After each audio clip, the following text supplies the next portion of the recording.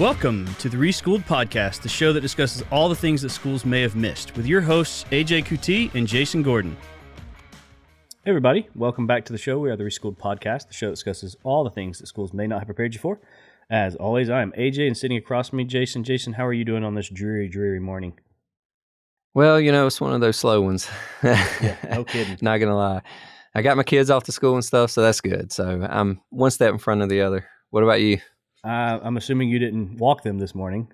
No, today was a riding day, which, you know, that makes it a little harder to wake up. It's tough to get out the door for a walking day, but at least at the end of it, you're like, oh, all right, my day started, blood's pumping, ready to get dressed, ready to go.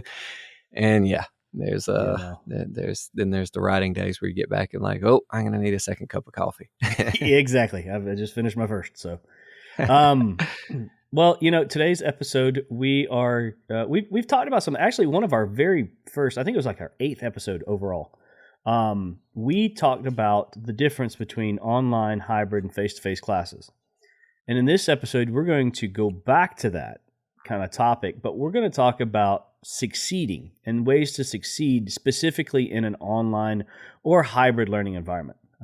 Really, it's more geared towards online because online is I think it's been around for a long time. I mean, it's been around for a while, but I think it's become more of a focus lately just because of the pandemic, and then we're kind of coming back. And I think it's just, you know, students are the demand is there for that. So I think colleges are keeping that around. So how can you succeed in it? So what do you think about that? Yeah, that's a good one. Before we jump in, though, remind everybody, guys, send us the questions you want to hear about because we're looking for topics. We want to make sure we're covering what interests you. You can find us on our website, reschool.com. That's Reschool with a D, not an ED, as always. And then, of course, your favorite podcasting app. Give us those likes, give us those shares, give us all those things so other people will send us those messages because we want to have a conversation with you, for you. So there you go. Awesome. Well, today's quick question, and I think the last one when we did this episode, it was, you know, which one did you prefer taking? This quick question is, which one do you prefer teaching more, online, hybrid, or face-to-face? Oh, got to be face-to-face. Yeah. You know, I've done all of them, right? Mm-hmm. And between the three, the level of engagement goes down with the less human contact you have. Oh, I agree. And, you know, from my end, that's frustrating, right? Because, you know, I think that, you know, honestly, the professor has way more impact if you can get the students engaged, get them involved. And if that's easier in person, then in person is going to be better. So the job's more enjoyable, blah, blah, blah. I understand not everybody can do that. And, you know, that's why we need to talk about what it's like in the other environments. You know, I guess look at it from the student's perspective, but compare that to our perspective and how, you know, the value meets, that type of thing. You've taught both, haven't you?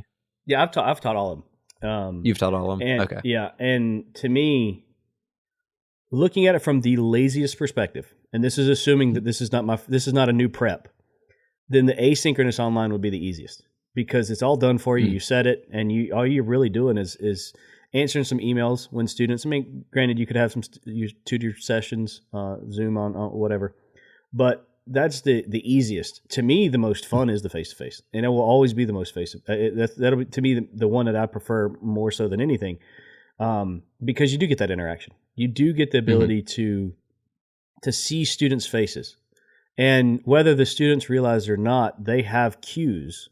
They give cues as to whether they understand something or they don't. And when you get those facial cues that says, hey, I didn't really get that, but I'm too shy to ask a question, you can still go over it again. Whereas in online, especially if you're doing a synchronous online, and so you're meeting in a class session, but you're doing it via Zoom, and you have 30, 40 students on a Zoom, you're not going to be able to see everybody. And that's assuming that they even have their camera on or their camera is on their face. I've got a lot of students that have their camera on their ceiling. And you don't get the same. I mean, it's really, really tough. I've found myself, after I get out of a face-to-face, I'm more energetic, like afterwards. After I get out of a Zoom online synchronous session, I am drained. Like I am shot. The rest of my day is gone. So I would much rather do face-to-face.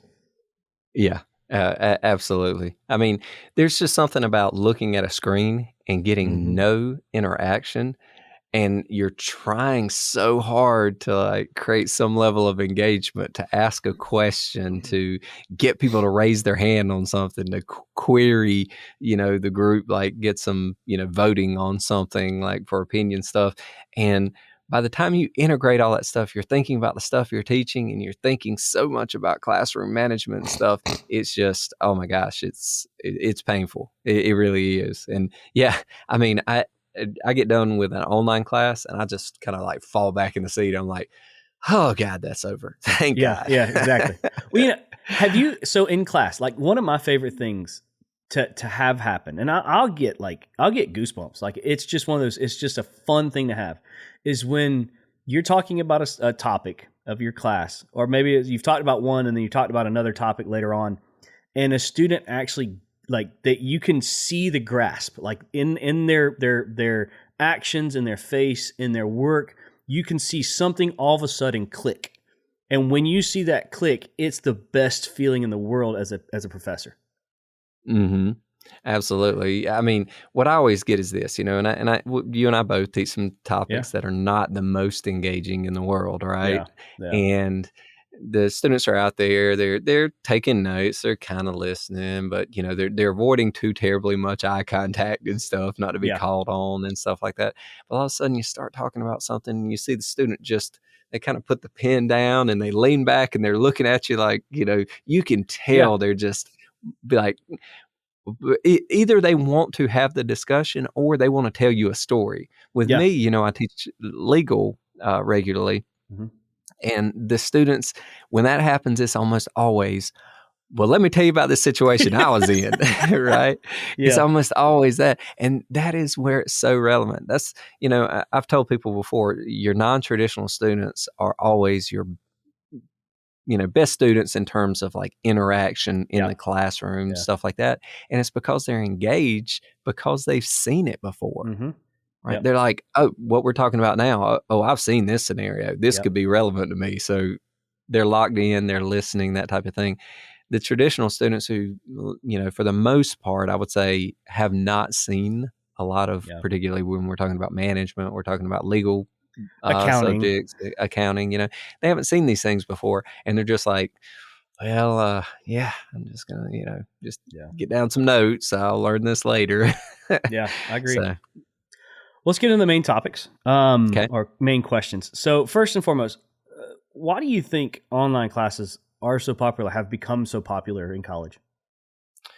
Well, for me, I think there's this whole shift in education, right? With Mhm. everybody going to college, and God knows the rigor of academia in most colleges is way way lower than it used to be, right? Just so I would compare most college to the 13th, 14th, 15th, 16th grade, Yep. right? 17th and And 18th for students some. treated just like that, right? It's not this institute of like esoteric higher learning, blah Yeah. blah blah. You may get that at some places, but it's just not that anymore. And with that being said, you're giving students the opportunity to not get ready, not show up to class, Yeah. right? Not and something that they're not sure they're going to be engaged in anyway. They're like they can sit with their camera off and just you know take notes and do it at their own pace for asynchronous and stuff like that. It's just it's too easy for them. They just want That's to check that assuming box they're and keep actually, going. you said they turn the camera on and or turn the camera off, but still take. That's assuming they're still there. Like I've had students that Mhm. turn the camera off, and I know they're not there because Oh yeah, the class will have ended and their camera is still on, or oh like yeah. they're still logged in. And if you ask them questions, they're not there to answer it. It Exactly. just goes, and then they'll tell you later. Somebody will message them Yeah. directly and say, "Professor was asking you questions," and they'll be like, "Oh, sorry, my camera wasn't, or my Yeah. Yeah. mic Hmm. wasn't working, or whatever." Yeah. So, but so I think there's a change in perception of what higher education is. It's certainly not what it used to be, right? Yeah. And so whether we're administrations, particularly in private schools, I mean, they're selling a certification. Yeah. So they figured out that there's so many options for that degree, that piece of paper that says you graduated from college, that they're having to adapt and adopt an approach that is pleasing to the students. Yeah. I mean, before it was students come there, you earn the right for this institution to grant you this degree. Now it's, oh, we want to stay afloat, so let's bring as many students as, pack every seat and make certain that every student is pleased and happy with what we're delivering. And if you can make it, so they actually learn something, then please do that.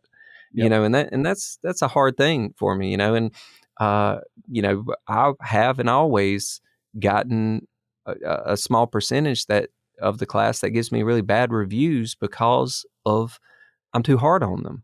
Yep. I'm too demanding on them, right? It's not that I've done anything to them, right? That I've been rude, or it's just they complain about the class because it's too demanding.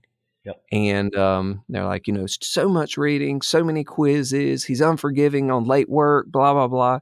And, it's just that I'm like, this is more like the work environment, right? I get the same thing too. Yeah. I mean, we would, right? Because we have more technical, difficult subjects. But then you get from the institution the idea that, hey, make sure they're happy. Like, you're a good professor if you're getting 100% approval ratings. I'm like, if you get 100% approval ratings, you've only said two things. You're entertaining and easy. Yep. Now, that they don't have to go hand in hand, right? You can be entertaining and still delivering difficult material. But by and large, if you get 100%, you've removed all academic rigor, because for the most part, at least for the past, the 10 years that I've been teaching, I don't suspect that if you rewound the clock 30 years, I think less than 20% of our students would pass. Yeah, I agree. But like one out of five. That was going to be my answer. So why is online classes so popular? I'm actually going to answer that with the answer that I would give in the next question, which is, what are some myths about online or hybrid courses? And to me, one of the reasons why I think online classes are so popular among students right now, among what you said earlier, is true. I mean, I do think that there's timing. Students can now work more and then take classes depending on if it's synchronous or asynchronous. And even that, I mean, if it's synchronous, I've had students at work on their computer or their phone. But one of the biggest myths to me, and it used to be true, and I think it's just went away with that. But when I was going through college, so we're talking 15 years ago, and I was going through my undergrad, we had online classes, but it was new across the board. Every student knew it. You only took online classes if you had to, because they were harder. They were much harder than a face-to-face class, because not only were you having to do the rigor of the face-to-face class and all the work that goes with it, but you were having to teach yourself. Like, that was just, it was known. And so if any way possible, you did not take online classes. And I think now, classes that are online have gotten so much easier that it's worth it to go through an online class, because there's no incentive to go to face-to-face. Let me just check the box and let me get out. And I think that's one of the reasons why it's so popular. I think if the rigor would increase like it used to, then we would see that shift back for some, not all. I mean, again, it was, even back then we still had them, but it was, you only took it if you had to. I think that's one of the reasons why it's so popular. And like I said, I think that's one of the myths about online courses, that they're hard now. They're not hard now. They're much easier than when they compared to used to. Oh yeah, that was the same thing when I was coming through. I mean, you did not take online classes unless you were it was something you already knew. Right. You were already familiar enough with that. But yeah, the workload was just too much. And now, like I say, we've shifted so much that college classes, by and large, are so easy by comparison. I would say a good high school a very academically rigorous high school is far more challenging than the average college I classes. can see that. Yeah. And of course you go to a Georgia Tech or an MIT, sure, Yeah. that's ridiculously hard. It's a high level, but they only let in really, really gifted academically, high performing students. Right. And people go there with the understanding that you're going to have to work that hard.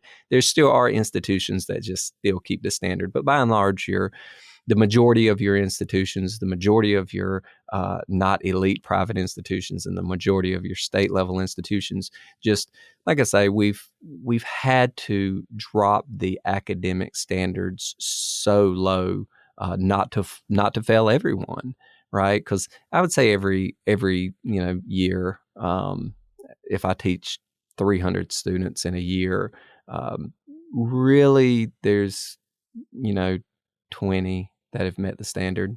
30 I that agree. that have put in work that meets a B/A standard. But the rest of them, you just have to inflate the grades to bring everybody up to that standard. So, Yeah. I'm. This is actually the first semester for me that I've never done a curve. I'm not doing a mhm. curve because, Oh man, whew. well, but think about this. So again, I've said this in a class. I mean, on a podcast. In my class is 55% of your grades just from effort. You doing hmm 30% coming from one assignment, which granted it's time consuming, but all you have to do is complete it. It's not based on correctness. It's just based on completion. That's 30%. 15% is hmm doing your homework, which you get to do your homework as many times as you want to make it 100. And then you have hmm participation in class. That's 55% of your grade. All you need to make on the 3 exams in class is a 33 to pass class with a C. Yeah, I'm not gonna but I'm not gonna give them any more than that.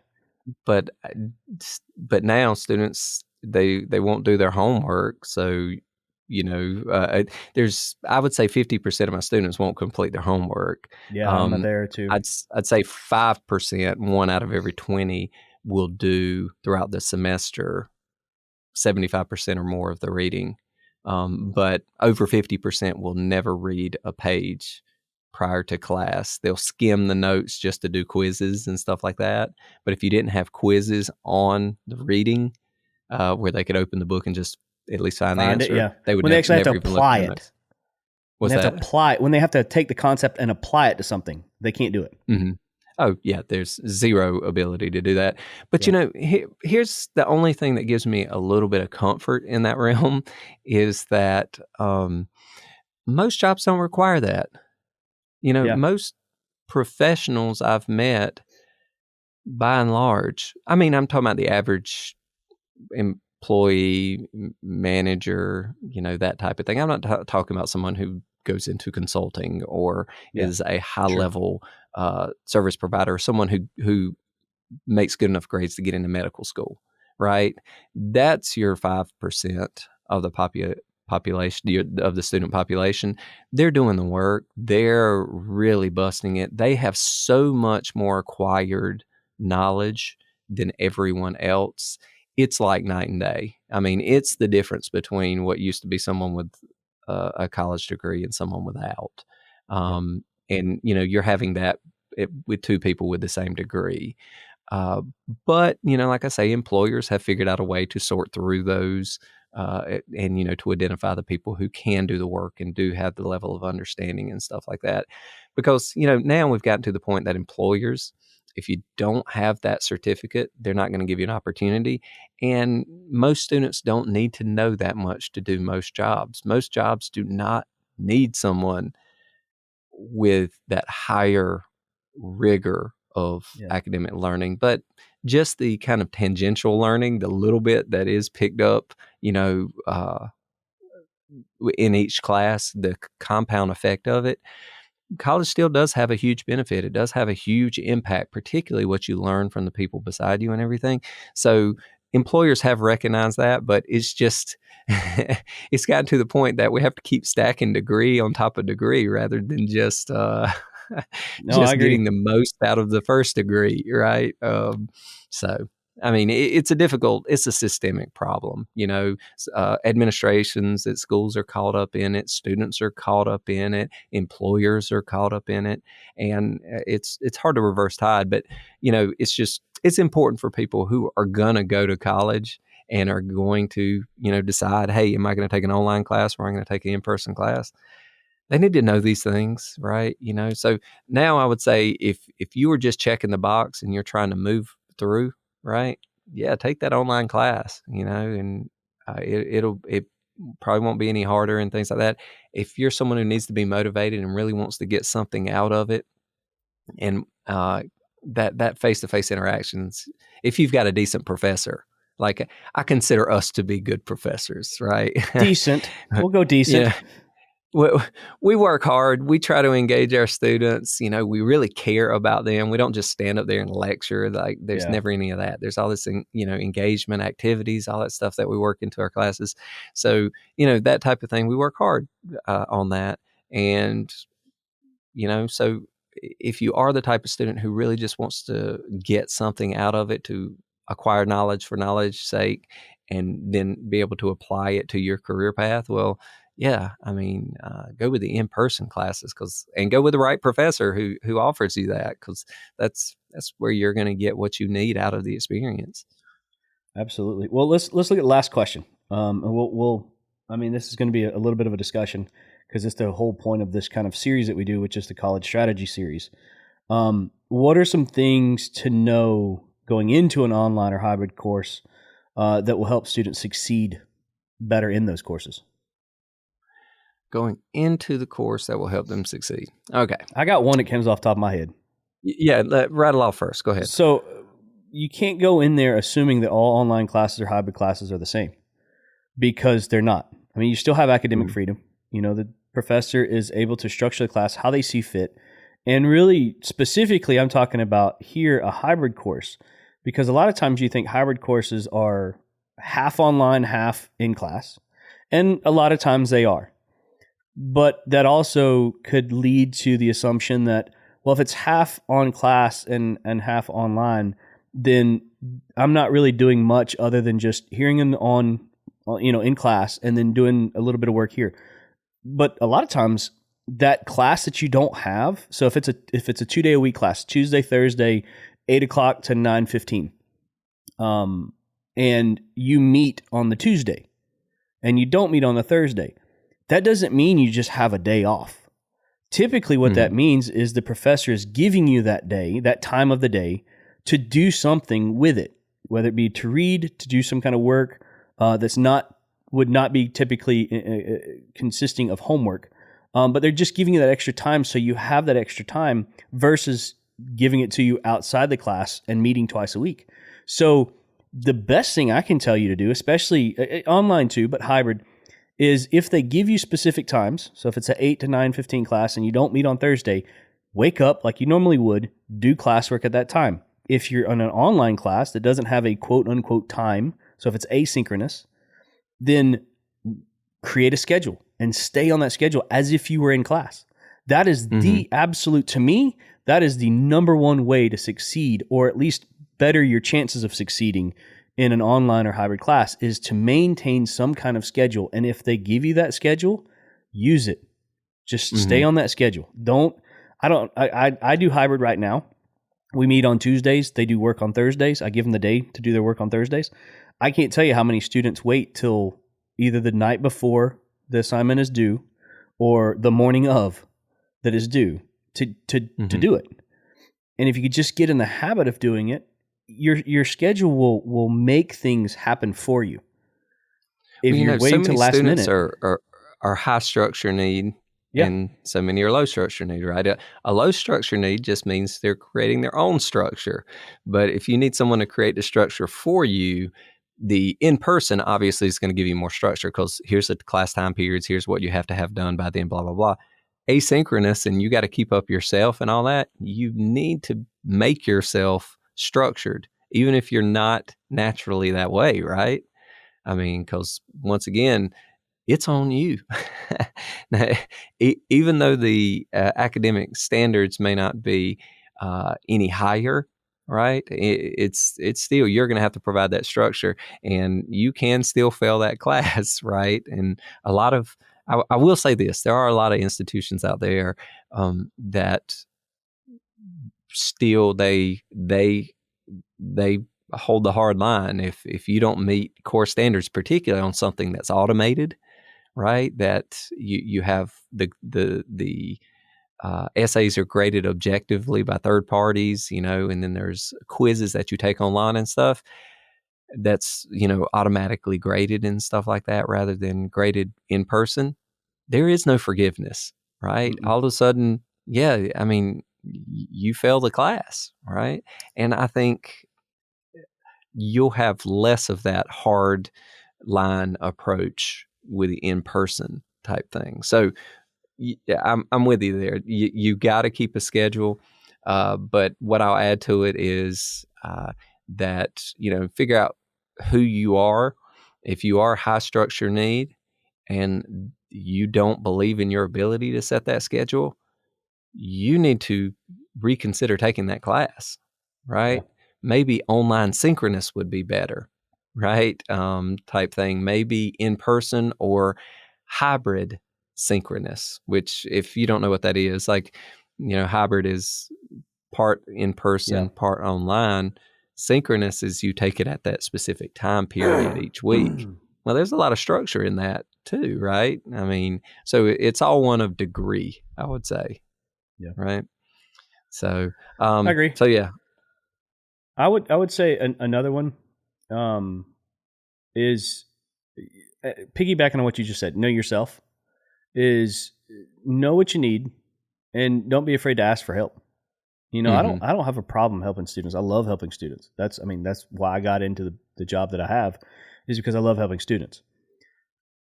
For some reason, I think some of my students thinks professors are against them. They look at the class, they look at the rigor of the class, and they think, well, they're just making it harder than it needs to be. They don't want to help us. And then I have students, and a lot of times it's those non-traditional students that don't have a problem asking questions.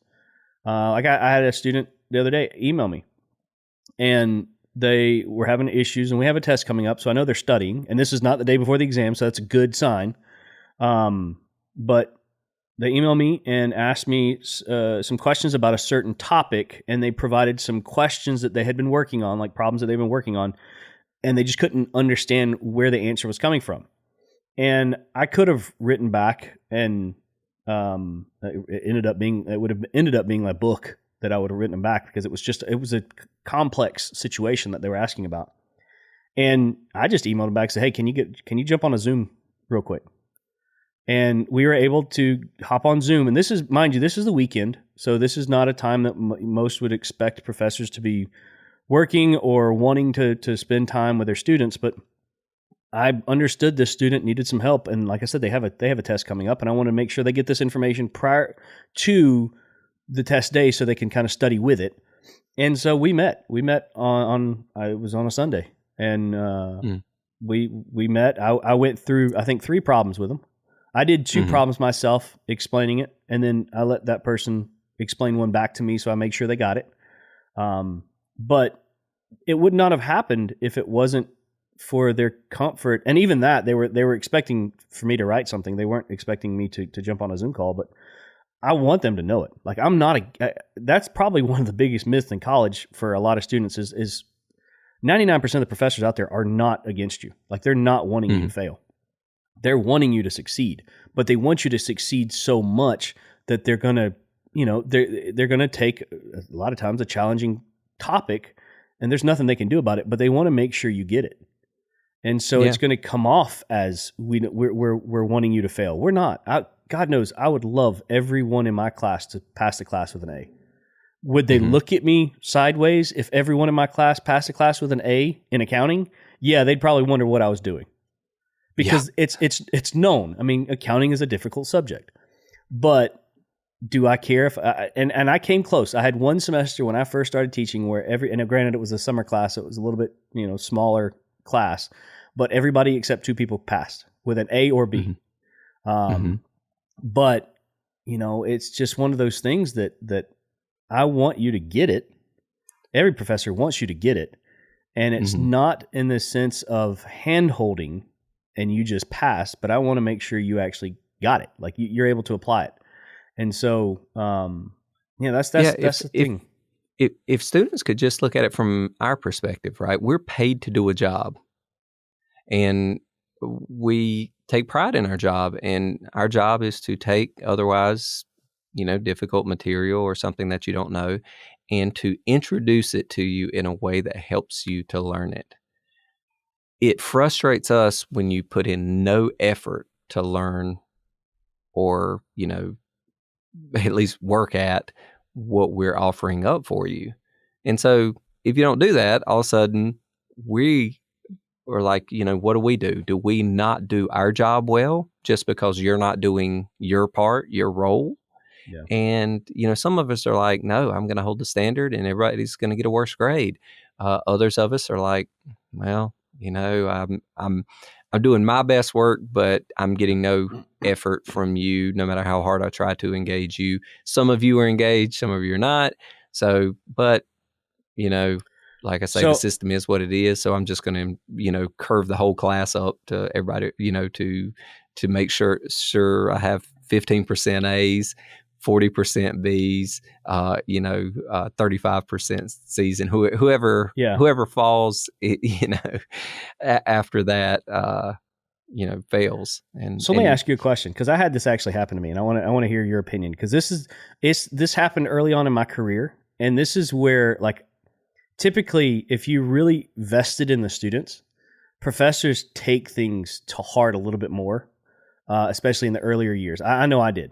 I couldn't stand it when students did things or they weren't trying.